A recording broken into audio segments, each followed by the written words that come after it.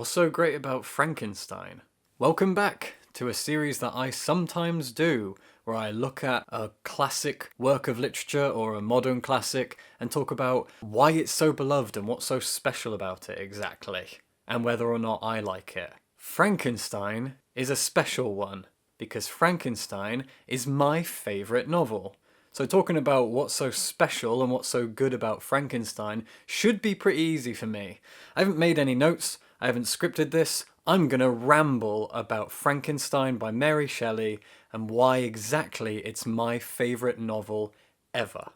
A lot of readers these days have complicated relationships with classic works of literature. Usually this is because we get forced into reading them at school and it kind of turns us off reading more classics, even though a lot of them are classics for a reason. I still haven't read all of Austen's novels. I love the Brontes, but I still haven't read any of Anne Bronte's novels. Sorry, Anne. I think the world has been cruel enough to you as it is. I should probably read one of your books. I've heard they're really good. We all have our blind spots when it comes to literature, for one reason or another. And Frankenstein is a lot of people's. I've met a lot of people who've never read Frankenstein.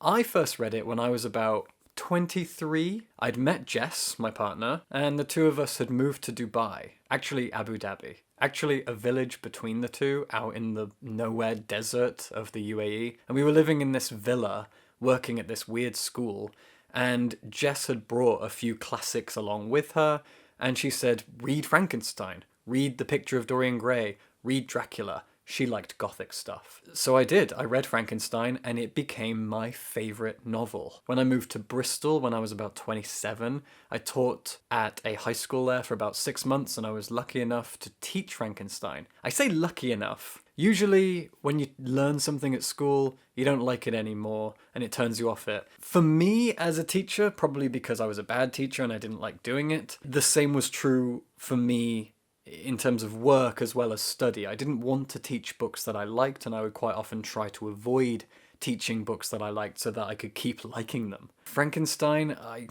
had no choice. I was told I had to teach it, and because the class that I taught it to was a really nice class, they ended up responding really well to it. They responded to my enthusiasm, and it didn't ruin my love of the book. Frankenstein is still my favourite novel. But why? Even if you share a favourite novel with another person, you and that person may find that you like that book for very different reasons. Our reasons for liking or disliking things are quite often pretty personal, subjective, dictated by our backgrounds, our tastes, our personalities, where we were at the time when we read it. There's so many factors. For me, I adore so many of the things that have been inspired by Frankenstein. I adore so many of the themes, the genre, the types of characters, the types of setting and situation. I grew up really loving camp things. I love old camp horror films, like Hammer horror films. I grew up loving horror in general. I'm a big horror nerd.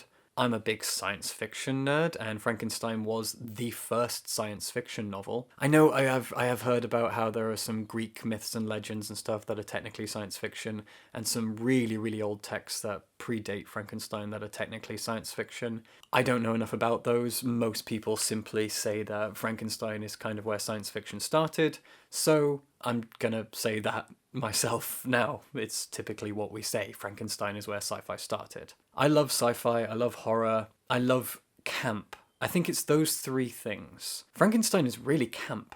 It's a really camp story.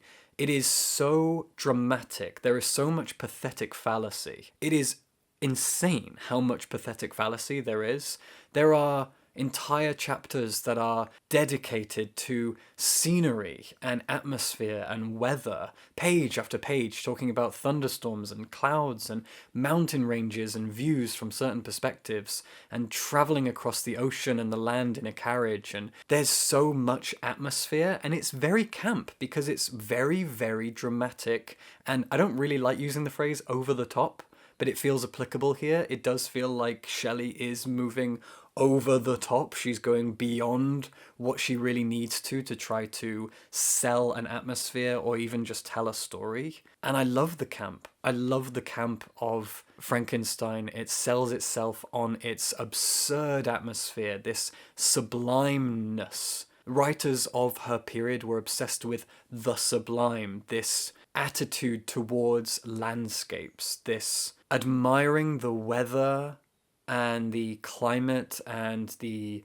land and its surroundings as though these things were gods, that they were greater than us. This idea that looking over a mountain range from a cliff top would turn you insane with how beautiful it is, like looking at Cthulhu or something. It was this utterly dramatic, gothic, ridiculous camp attitude to life and beauty and our surroundings that is so absurdly embellished and blown up and mental. I love it all. I really do. I love that approach to life, and it is applied to her characters as well. Victor Frankenstein is a horrible, horrible, narcissistic, twisted mummy's boy of a person.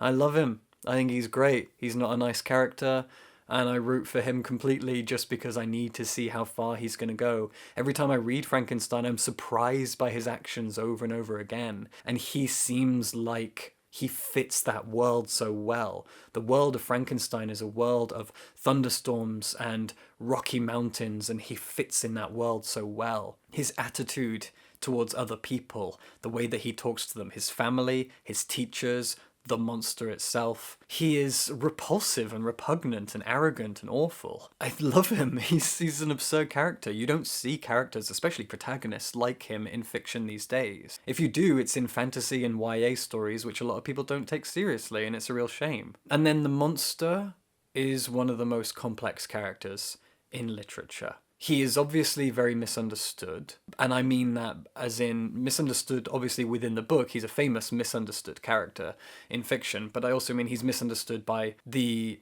zeitgeist, by our typical cultural understanding of him. You know, a lot of people think of the old films with the grunting, groaning thing being chased by pitchforks and torches and all of that stuff, but the monster, if you've read the book, you know he's frighteningly intelligent. He has an incredible capacity for learning very, very quickly. He learns multiple languages. He learns mathematics and art and an appreciation for love and beauty and family and all these things. And he learns it all. I'm not even sure how much space of time. It's months, I think. And he does it, you know, by observing that family in the cabin and making friends with the old blind man. And it's brilliant and it's so touching. But what makes him such a complex character is he does really, really awful things for the sake of revenge and for the sake of misunderstanding family and responsibility. Or I guess not misunderstanding, just developing his own morality system. He develops a morality system and a kind of personal code of ethics, which leads him to commit certain atrocities. If you haven't read the book, I won't spoil it for you, but he commits some really awful acts. And he and Frankenstein are both very monstrous people in their own way. You know, who's the real monster? But they really are two very monstrous things. And, you know, one is a product of the other. There's so much to dig into and explore when it comes to things like nature versus nurture, parenthood and responsibility. Do we have a responsibility to our children to make them as perfect as we possibly can? Do we have a responsibility to our parents to be as good as we can for them? Who is responsible for whom and to whom and why? Big, big questions. And I think of different angles to this question every single time I read it. I do not get bored of thinking about Frankenstein. And the fact that you've got all of these really deep and complex themes about love and family and parenthood and responsibility, and this is without even touching all of the science stuff and the modern Prometheus stuff, without even touching all of that, just the themes of parenthood and family and responsibility, all of that. That is all buried inside and wrapped in a package that is so camp and theatrical and ridiculous, as I've already said. This science fiction, horror, ludicrous tale and ridiculous overblown setting hides inside of it the most complex themes that you find in science fiction, in any literary fiction. It's incredible. And then you think about the fact that this was all written by a 17, 18-year-old girl who was having a love affair with a horribly arrogant poet in Switzerland by a campfire. It's amazing what she did. This is a woman who, when her husband, Percy Shelley, died, his heart supposedly didn't burn on the fire, and she scooped it up, wrapped it in one of his poems, and kept it in her desk drawer until the day that she died. The woman was unhinged. They all were. There's a legacy around her and Percy and Lord Byron. There's a massive legacy of ego and privilege and insanity and madness and these absurdly creative geniuses that were troubled and beautiful, etc., etc. And that legacy is really, really fun. However true it is, however overblown it is, however much we put these people on pedestals, it's still quite fun to do, to mythologize Mary Shelley and Percy Shelley and Lord Byron. It's really fun to mythologize these people because they become their own characters. They become larger than life. They become bigger than us, bigger than themselves, bigger than their characters, their books, their poems, etc. It's really, really fun to mythologize them. And it's interesting because I find celebrity culture as repugnant as anyone else does, and mythologizing people and deifying them or whatever. I find it crazy. But at the same time, I like to do it when it comes to people like the Shelleys. I think that's fascinating. And then I also love Frankenstein because science fiction as a genre was more or less created by a woman. The original book, Frankenstein, in its first, maybe second printings, it had Percy's name on it because of patriarchy and because of the fact that women were not taken seriously as artists of any capacity at that time. And yet it was created by a woman, a young woman, a woman who, when I was her age, was not writing Frankenstein, that's for sure. It's insane to me what she did. She was a genuine genius. You know, we use that word way too much these days. Mary Shelley was a genius, a complete and utter genius. About 2 years ago, I was in New York City and I went to this museum on Fifth Avenue. I can't even remember what it was called, and they were having a Mary Shelley Frankenstein exhibit. And we went there. It was cold, it was snowing, it was January in New York.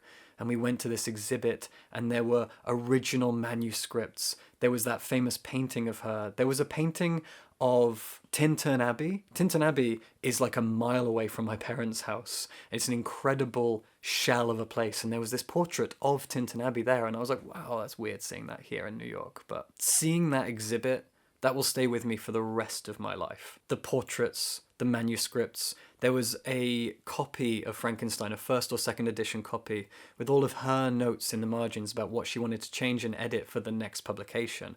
Just seeing that was something, I couldn't even imagine. Oh my God, sent shivers down my spine. I was so lucky and privileged to see something like that. It was incredible. Anyway, all of this is beside the point. I think it's just me demonstrating just how much I love Frankenstein and Mary Shelley. Frankenstein also has a very complex framing device. The fact that it is kind of a story within a story within a story. If you've read Wuthering Heights, that book kind of does the same thing. The book begins with a guy, I can't remember his name now. Ooh, I'm not looking it up. I ain't got my phone. What's his name? Walter? I can't remember. Anyway, he's a sailor and he's trying to find the Northwest Passage, the Northern Passage, a passage through the ice from like Canada to the UK to try to figure out the best route, blah, blah, blah. He's an explorer and he's on the ice and his ship is more or less stuck, and suddenly out on the ice, he's writing letters to his sister and giving his whole background to his sister, and it's very kind of silly and expository in a way, but in a way that's so campy and fun that you don't really care. And then suddenly a man appears from the ice and he's exhausted, and then there's this howling sound of the monster out in the distance somewhere in the ice and the fog, and then this man with his dogs and his sled appears on the ice and climbs aboard this grounded ship. And it's this man who's half dead and he tells his story and he's Victor Frankenstein, and that's our framing device. And my God, a framing device that dramatic, it hooks you so quickly. I remember when I first read this book thinking, this isn't about a man making a monster. Oh my God, yes it is. And it just takes a minute. And I could not believe that Mary Shelley had the guts to frame the book the way that she did, to have like 30 pages or whatever of just exposition about an adventurer out on the ice meeting a strange dead scientist who's like slowly falling apart from madness and also coldness. Just the guts to write a framing device like that is incredible. There are so many wonderful things about Frankenstein. It is a true work of art in so many ways. Actually, there is one more thing, and that is the writing. It is incredible to me, once again, that a 17, 18, 19-year-old woman wrote with this much beauty and heart. Frankenstein is gorgeous. It is philosophically dense, and as I said, all of this sublime worship of nature and the world and the environment, it's so gorgeous. The language is thick and goopy, and it washes over you and it chokes you and it doesn't let you go, but you kind of like it. It's a kink, being choked by the text of Frankenstein. Never would have said that to the class when I was teaching it. It's gorgeous writing, it's poetry. This woman was a genuine genius of plotting, character writing, philosophy, themes and ideologies, and she was just like nobody else. There's never been anyone since Mary Shelley like Mary Shelley. What a special human being. And I have to thank her for writing my favourite novel ever. I love Frankenstein so much. So anyway, that's what's so great about Frankenstein. Subscribe for books.